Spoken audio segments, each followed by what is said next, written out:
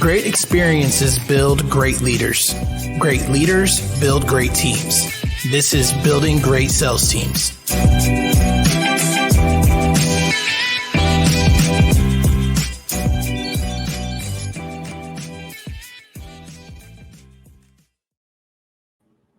All right, guys, welcome back to Building Great Sales Teams. I've got a special guest for you guys today. I've got Hamish Knox. He's with Sandler, Calgary, and he's one of the most decorated trainers that they have. He's a multi-time author in the Sandler Network, as well as the first Canadian recipient of the David H. Sandler Award. He's also had a SaaS client exit at 500 billion. Am I reading that right? That's a B. 500 billion with a B. That's fantastic, brother. Welcome to the show. Thanks for having me, Doug. Great to be here. Awesome. Well, let's get right into it. All right. Well, you know what? I'm genuinely curious now. Tell me about this $500 billion exit and that client. Well, the cool thing that and I just learned about this is that the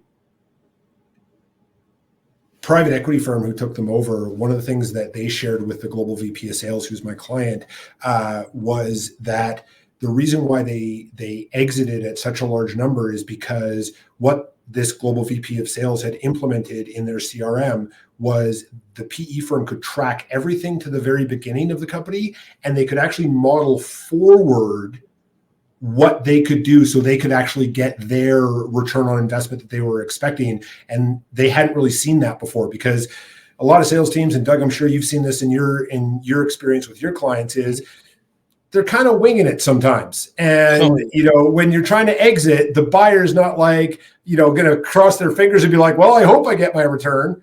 So that was the big deal, is that they had everything so locked down that this PE firm had the confidence that they could actually get their ROI based on the systems and processes that this client of mine had implemented. No, I love that. And I think, we talked about it on the show before, and it's common knowledge within our groups, in spaces and stuff like that. But I don't think it is for the listener necessarily. So, we know the difference between a company that's exitable and a company that's not is systems and processes and a proven track record of implementing those to hit the KPIs required in order for it to be a profitable business, right? And so with the sales program in particular, when you take on a client and they don't have those things in place, where do you even start? Well, we start with what makes them awesome already, because you and I don't work with companies that are broken, right? The companies that are broken, they're pretty much already on their way out. The body is dead, the head just doesn't know it yet, or whatever cliche you want to apply. So the companies that you and I work with are already doing well, but they want to get to great. They want to become excellent. They want to make it consistent and repeatable. So we want to look back and go, okay, what got you to here? Because a lot of entrepreneurs, especially, they just do stuff. And I fall into this bucket as well, right? It's like, how do you get there? I don't know. I called people and they said yes, and they gave me money. So we want to look back and go, okay, what got you to here? And now what kind of roadblocks are you running into that we could look back and find successes in your past that could help you get to your future when you're stuck in the present? So first thing is always tell us how you got to here so we can replicate those successes by systematizing them and making them out of your own head, entrepreneur, and making them teachable to your teams. And the alignment is real. I'll tell you that right now, because that's almost literally one of the things I say. Hey, my job is to get the genius that you've already executed and is in your head onto digital paper. I used to say paper, because I was big on having PDFs and printing them out and putting them in front of the salespeople and you training based on those. But I understand we're evolving, we're modernizing, and now our training is virtual. A lot of times it's video based. And so we're converting it to digital paper and digital video. But that's a big part of it, right? And so what projects have you been pretty excited about? What kind of clients are you working with right now? So we're industry agnostic. Really, ultimately, Sandler is about creating more effective human-to-human interactions professionally and personally. So really, mostly we specialize in B2B. And a lot of times it's that enterprise type sale. So certainly we will work with individuals who are more transactional, but oftentimes it is a giant piece of equipment that might be 6, 7, 8, 9 figures to install into an oil sands plant, or it's a SaaS company that is looking to go from Series A to Series B and all the way up to whatever trajectory the founders want to get to. So ultimately, what I'm really loving is learning about organizations and industries that I never would have known existed if I wasn't doing what I was doing, and helping them bridge the gap between where they are right now to where they want to be, and making it a much smoother path than they think it's going to be, because their experience is, well, it was hard to get here, it's going to be harder to get there. And I say, well, tell you what, it's probably going to be a lot easier to get here, because we're going to leverage the experience you had, and we're going to layer my stuff on to pimp your ride. I love it. I love it so much. So what are some of the, I guess, the first things you go after when you're coming into a company and you recognize, hey, this is a huge pivot point. If they just start tracking this, or if they just start learning from this, then they could immediately probably add 10%, 20% to gross revenue. So first thing is starting with the leaders, right? Because sometimes it's, hey, fix my salespeople, and the question is, well, who hired the salespeople? Or did you hire them that way, or did you make them that way, leader? And I mean that with all love and respect. You're a wonderful human being, and by the way, you probably know and trained you on how to hire or coach or hold people accountable or anything like that. So I'm going to support you in that.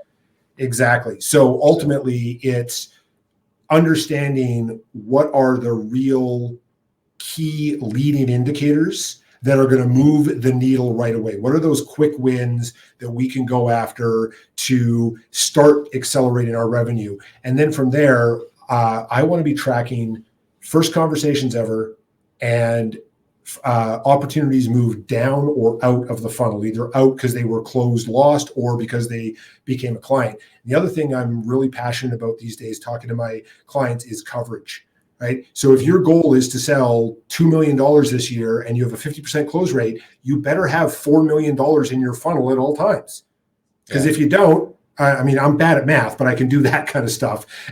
You got to have that going in. And then that way our sellers remember, oh, I got to put stuff in the top of the funnel all the time, as opposed to, got a big one, boss. Fingers crossed. And then, of course, when it falls apart on the back end, they're like, but boss, I was really busy chasing that whale. They're like, yeah, that's great, except we're going to sell 1.5 million this year instead of 2 million. And then we're going to have to make some tough choices.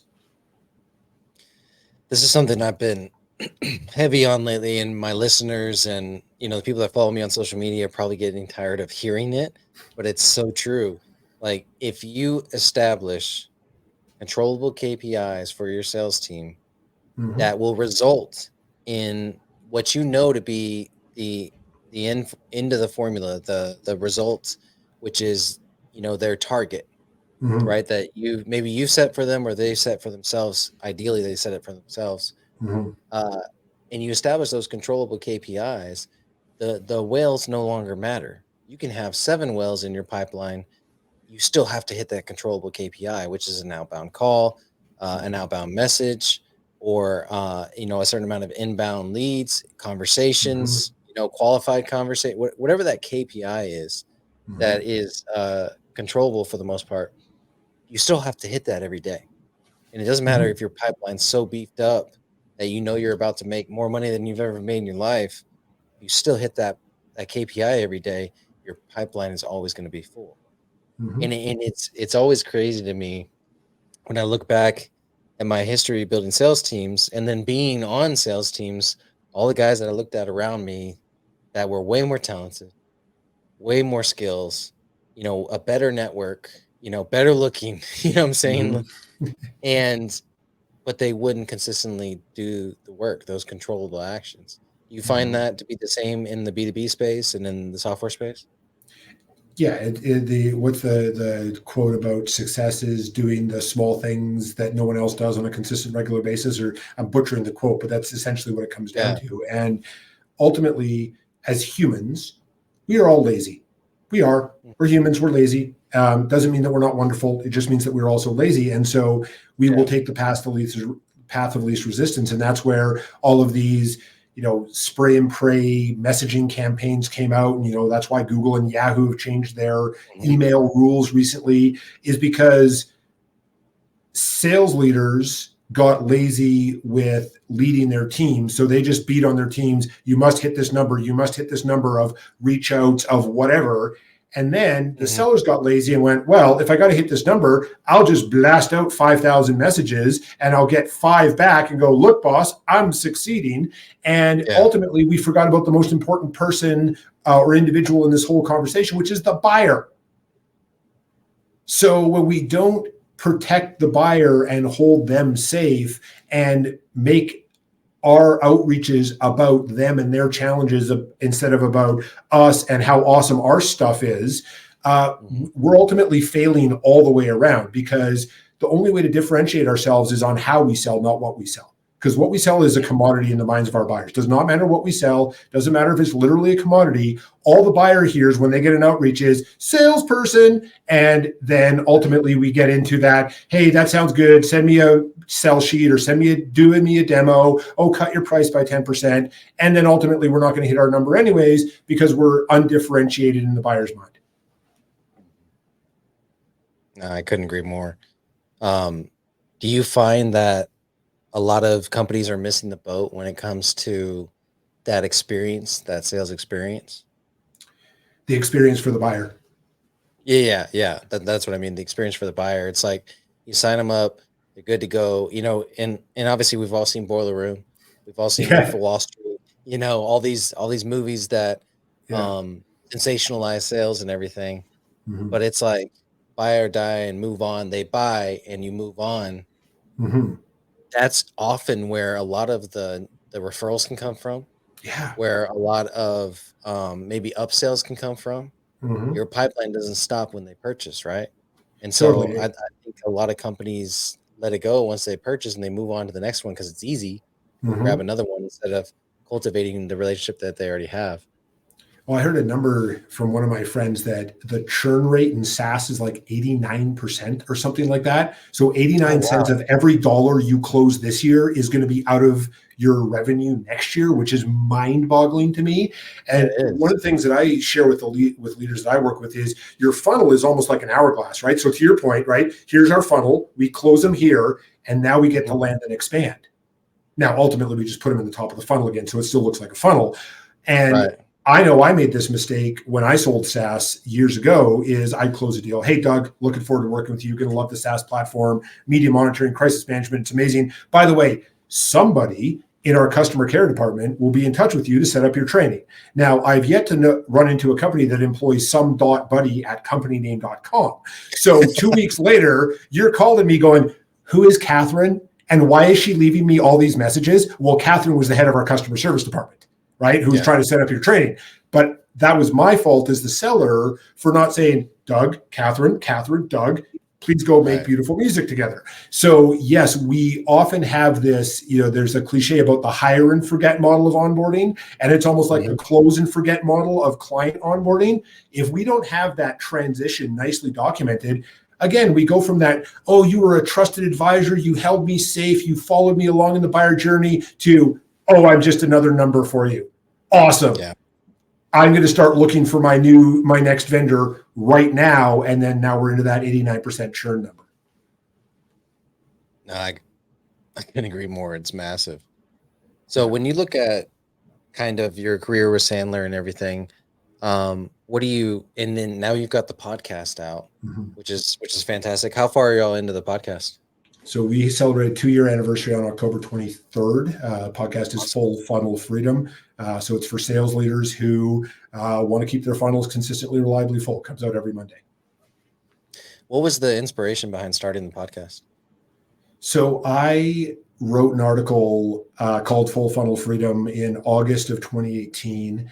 And I am an author, so I like alliteration. And it was one of the most popular articles that I had ever written on my LinkedIn profile.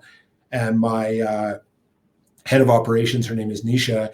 She's like, man, this is really good. Like, we've got something here. So we started a video series, and she's like, do it. You got to do a podcast.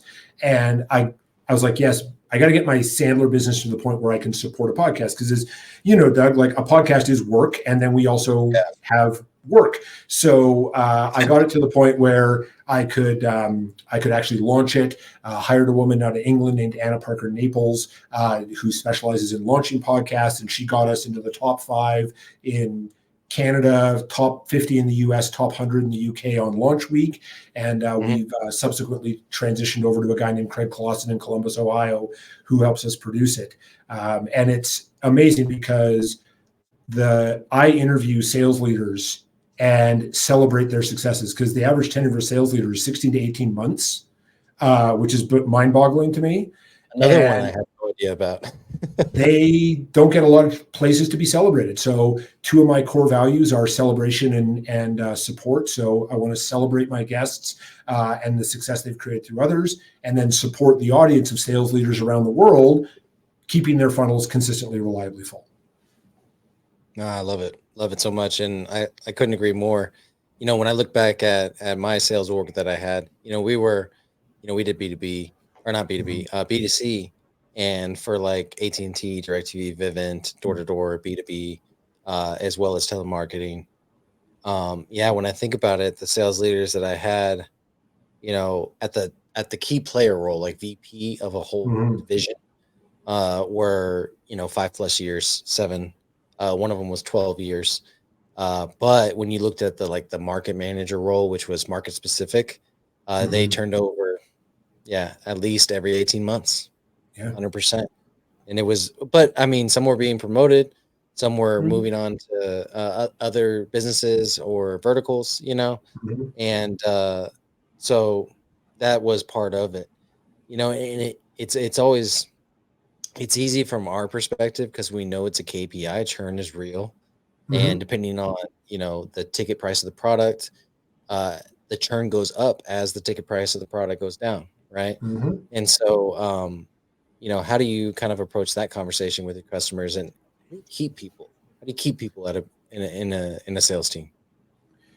So the first thing is I help them understand that they won't, because as you just said it, right? Churn is real, right? So this isn't the 1950s where it's like, company for life and gold watch at the end and all that kind of stuff.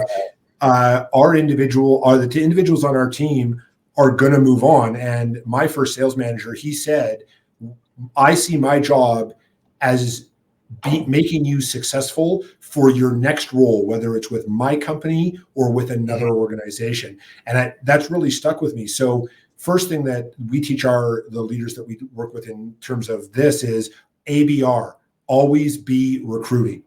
So we coach our leaders to have at least 2 phone interviews every single week, whether they're hiring or not. Because I don't know about you, Doug, if I find a rock star, like a true A player, I will find a role on my team for them. It might not be the role that I want them to go into or that they'll eventually end up in, but I will add them to the team. And if they're not a true rock star, they're not an A player, well, but they're a solid B. I'm in Canada, so I'll use a hockey reference. They're a great second liner. Well, awesome.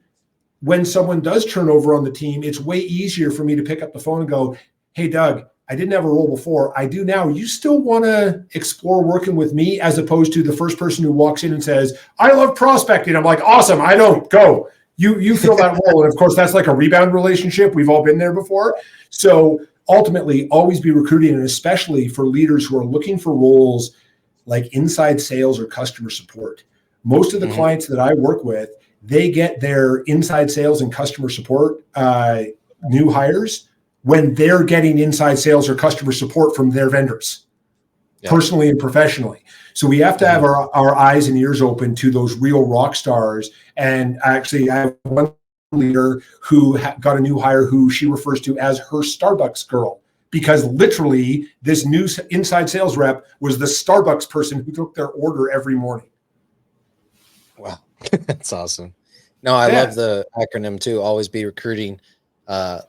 In my sales org, it was we literally had 2 opportunity meetings a week because we were door to door. So the turnover was just insane.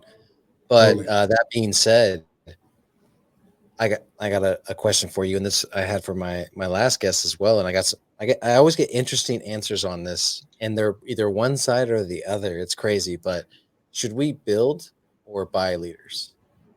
Oh, great question. So it ties into that whole idea of, our salespeople made or born. I believe they're Yeah. made. Our leaders made or born. I believe they're made. So ultimately, my belief is it is less expensive to build a leader up from a certain role, as long as they want it. This is one of the big challenges in North America, especially as we've been socialized, that we go from, BDR to AE to senior AE to director, VP, et cetera, et cetera.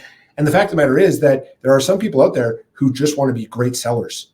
They don't want to have the manager title. And so it is less expensive to build someone up from internal than to go buy someone from the outside. I was talking to a senior executive at a commercial construction company in Calgary one time, and they said, without fail, without regard for role, every person they brought in from outside the organization came in and went, well, you hired me for a reason, so I'm going to do things my way. And of course, they flamed out shortly thereafter because that wasn't what the company wanted. They wanted someone to accelerate their way, not start something over again. So my belief is build your leaders. And if you're not building your leaders, that's kind of a failure on who's ever up at the top. Yeah. And it's, and this is a big issue in businesses in general. Most people aren't willing to go through the pain of building their leaders, Of course not. and that's real but the easiest way to do it, in my opinion, is from the bottom up, right? So, a lot of times, and I'm more in the B2C space in terms of consulting. And so a lot of times in sales programs, they hire that entry level sales rep. And I encourage them, the first thing that they should train them on, which a lot of times that entry level sales rep is 1099. The first thing that they should train them on to develop them is taxes. Because that's one of the most stressful times of the year for somebody that's 1099, Totally. And so, but you don't train them on taxes. You bring in an expert to train them on taxes, And so that kind of sets the tone. Is like, hey, I'm going to learn things here and I'm going to grow here that don't immediately benefit my employer. And so if I'm open to that from the beginning and I start doing that from the beginning, by the time I get to, maybe I'm an assistant manager or something like that, and I'm wanting to go to market manager, but my company is wanting me to read How to Win Friends and Influence People, and they're wanting me to go through the management virtual training. I'm going to be so much more open to that because I've been conditioned that, hey, to get to the next level, we develop ourselves, we grow ourselves. Totally. That's where the leadership development comes in, 100%. And so we're in alignment there. No surprise at all from the beginning. What are some of the, I know you talked about they come in and like, hey, you hired me for this position, but when have you seen it work out really well where somebody's, because you were saying like having those 2 conversations a week around recruiting, and really they're just connections, like like what would it look like if you came and worked for us, and then you had them kind of in the file folder or on deck, if you will. So when you did have that turnover, you had them ready to go. How do you set the expectations properly so when they do come into the company that they don't have that mindset of, you hired me, I'm going to do things my way, I'm not going to adapt to the company culture, whatever the case is? How do you kind of set that up? I love that you asked that, Doug, because it comes down to creating clarity. As leaders, our number one job is to create clarity. And so we coach the leaders that we work with in job interviews, as opposed to saying like, so Doug, you're going to do new business development for us. Like, awesome. I have no idea what that means. Hey, Doug, we expect you to make 100 outbound prospecting calls every week, have 20 first conversations ever with buyers, and have 5 discovery calls. How does that sound to you? And by the way, I don't actually care what comes out of your mouth because you're probably lying to me. I'm going to watch your body language. I'm going to watch how things change. And actually, when I was hiring for an administrative role years ago, and for those of you who are watching on video, you'll be able to see this, and I'll describe it for the audio. Is I said, hey, there's a lot of filing with this job. Are you comfortable with filing? This is, by the way back, but when it was paper, Doug, as you mentioned earlier. Yeah. And they went, okay. And for those of you who are not on audio or not on video, I did a half shrug, which is, as you know, the teenager shrug. Most people interpret that as agreement. It's actually an up yours. It's a, yeah, whatever, dude. I'm going to tell you that I agree with that. And the minute that I saw them go, okay, and half shrug, I disqualified them. They didn't know that yet. And they sent me an email the next day going, hey, I decided I'm going to pursue a different role. And I just said, best wishes to you. I had already disqualified them in my head because their body told me everything that their mouth wasn't saying. So number one, clarity up front. And then the other part of it is I have an article out on my LinkedIn profile about how if your new hire is not performing in 3 weeks, they're not sticking to their onboarding plan, and they're not, in the case of a seller, adding new opportunities to the top of the funnel, fire them. It ain't going to get better.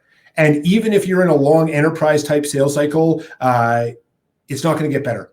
So within 3 weeks, this is the honeymoon period. If a new hire is not sticking to their onboarding plan and adding new opportunities to the funnel or starting to improve the direction of the team, if you've hired a new leader, get rid of them, because no matter how much you want it to change, it ain't going to change. Yeah, and that just goes right along to what I said earlier, where it's like you've established these KPIs, they're successful, it's what they need to do in the first few weeks, and then they're just not doing them. That's a decision. And it's a control. You're not basing it on results. You're basing it on activity. Exactly. If they're not willing to do the activity, you got to cut them loose. And again, it goes back to that other thing where it's like most business owners aren't willing to go through that pain. I've already hired the person. I want them to do the job. I'm willing to accept 50% productivity, what I'm saying? And them complaining about the market, the product, the, environment, the culture, whatever the case is, but they won't do the simple activity to get it done. So look, you're going to go through a few people in it. Of course, it all depends on industry, but especially that first salesperson. If you think the first salesperson you hire is going to be the one that eventually runs a whole sales team, and you're just sorely mistaken. You're probably going to go through 10 to get there, Amen. Especially in B2C. I would imagine it happens just at a lower rate in B2B, and so it just goes right along with that. I am definitely interested in a lot of the articles you have written. What is the best place to go to? Your LinkedIn profile for those? Yeah, the absolute best place to find all of my content is on my LinkedIn page for my articles, and then Sandler Calgary LinkedIn page, or Sandler YYC on Instagram has all of our videos, links to podcasts, things like that. Fantastic. And you mentioned that you had wrote a couple of books. What are those books about? What are the titles in case our viewers want to check them out? So first book, it'll actually be the 10th anniversary, November 1st this year, is Accountability, the Sandler Way. And the second book is called Change the Sandler Way. So I write books on topics no one likes to talk about. And the book on change is about the human side of change, because change is really simple, right? We don't have a CRM. We do have a CRM. We have this comp plan. We have that comp plan. That's change. Humans don't change, they transition. So the book is all about all of the emotions and roadblocks and challenges that we're going to run into when we initiate a change from those squishy emotional things we call human beings that we need to run our businesses. I love it. I love it so much. Okay. So one of the things that I typically implement in companies that I consult for is a quarterly review of the sales program. And it's not as much a review as it is a mindset that, hey, our sales program is going to change quarterly, whether it's the product, the way that we market, the way that we prospect, the way that we compensate, which is typically the biggest one. And the reason that I put this in place is because when I was a dealer for AT&T, they would literally change the compensation every quarter. They would adjust the marketplace. They would change pricing, whatever the case was, but they would change compensation accordingly, bonuses, incentives, spiffs, all that good stuff. And so I got tired of telling my salespeople, hey, this is the commission, and then having to change it a quarter later. And so every comp plan at the top left is the quarterly period, which that comp plan is for. So, Q1 2024, and then the subsequent comp plan division, whatever the case was, then all the products would be on there, the compensation for each one. And so if you're changing your comp plan quarterly, or you have a big change coming to your comp plan, how do you present that to your team? So I love how you framed that with the team of like clarity, right? That's clarity, right? Q1 2024, boom. Do not expect this to go beyond. And by the way, if it doesn't change, awesome. Less paper.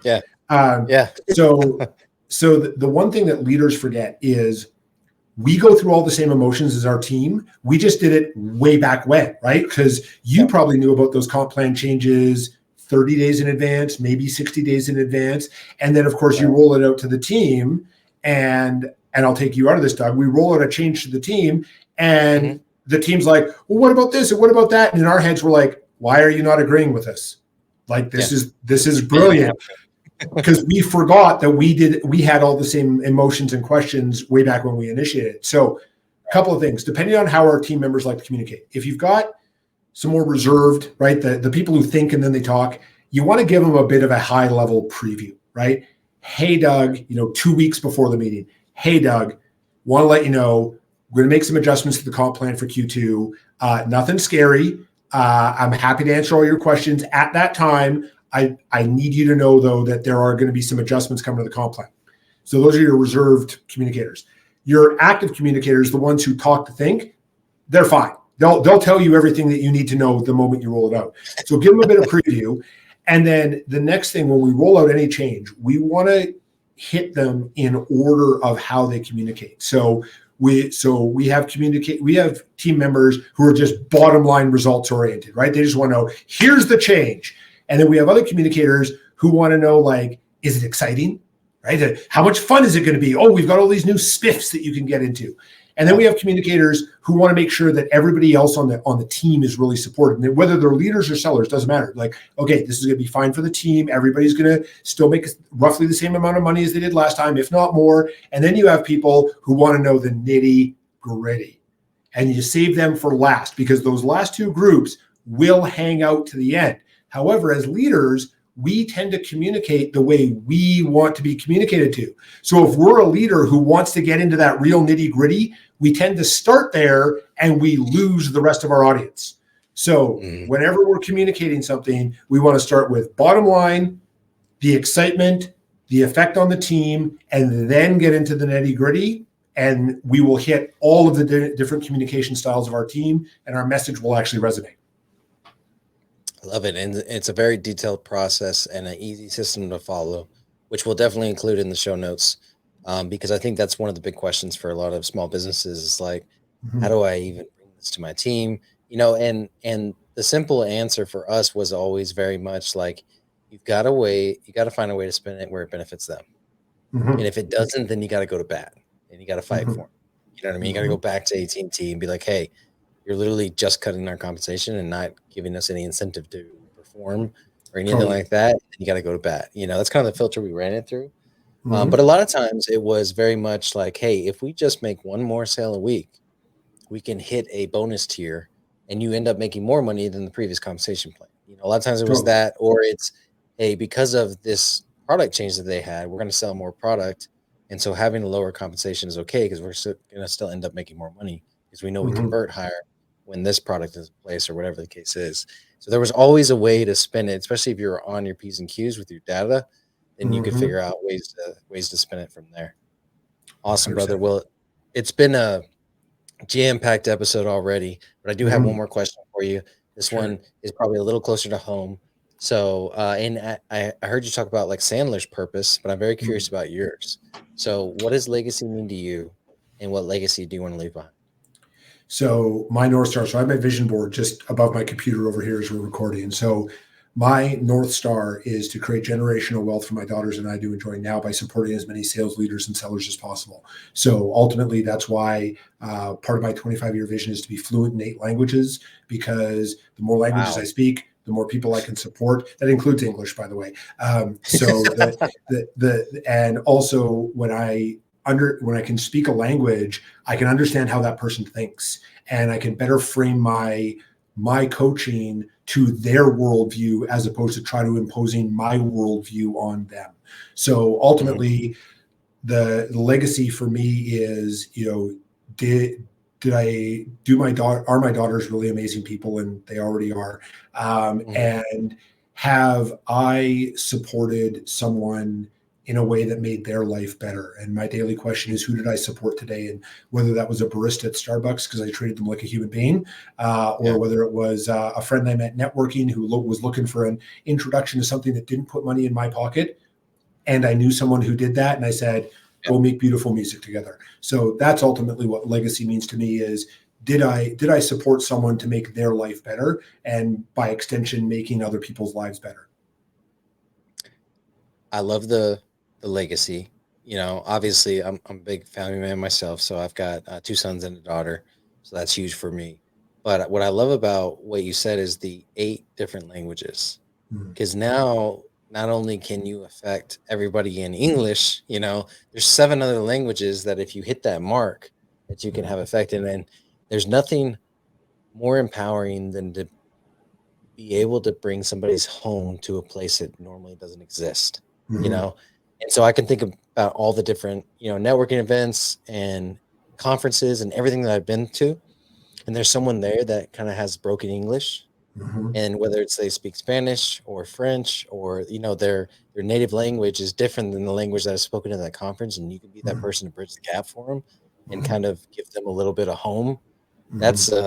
That's an impact that they may not remember your name, but they'll remember how you made them feel, Amen, which brother. is massive when you talk about sales because it's like, man, so much of what we used to do was beat down the door and run through it. You know what I'm saying? But Yeah. now we've evolved in our industry to where it's like, hey, we're customizing our approach to the individual, and Mhm. you were literally customizing your communication approach to their language. So I Mhm. commend you for that, sir. And I hope you do hit that mark.